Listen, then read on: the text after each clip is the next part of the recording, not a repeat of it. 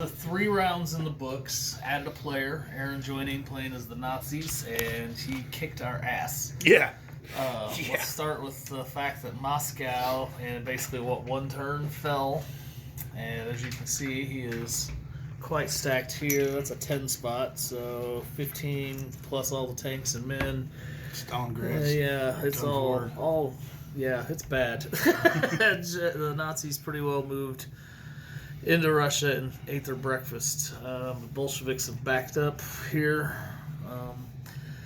We don't know what we're going to do with them. We'll find out as we go. Don't forget the Hulk. Yeah, the Hulk's still hanging out, keeping things going for the Avengers just in case in that timeline.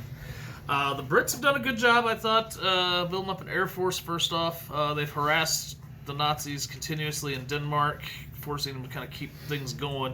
If you notice, there's a lot of empty space back here if something should fall or gets held or what have you. We did at one point take Normandy with the Americans, but then it quickly fell again, which was kind of the plan anyway. It was just more of a harassment move.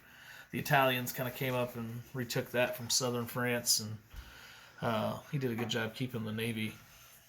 Fucking Italian submarines. No provolone, please. Brits have got a pretty good air force. We'll see what they do. Again, home Denmark.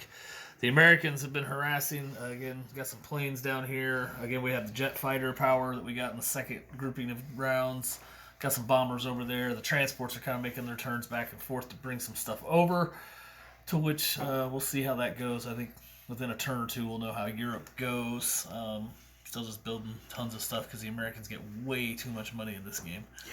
Yeah. The Italians also held took Cairo back late, so that kind of gave Africa a different look. We'll see how that plays out again with the American Air Force there. If we slide over to Asia, China, still alive. Yeah. Somehow, some way. The Japanese haven't killed them off, so the Chinese have got a pretty good force of infantry there. Let's set that guy back up. So take care of that.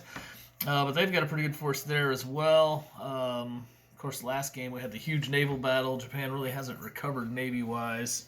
Got a little up here, a little there. A couple American fleets here in the Pacific. Just took the Philippines back in that last turn to get that bonus back.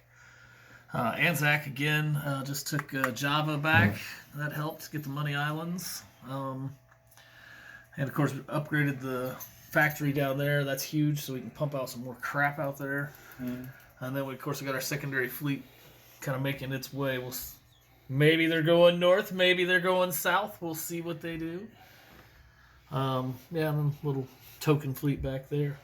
So that's where we're at after, 9 rounds now? Yep. 9 rounds. Again, we'll see what happens here. Obviously, the Nazis are...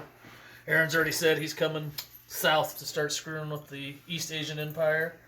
Obviously, the Brits and Americans are going to try to harass him in Europe and force his hand back this way.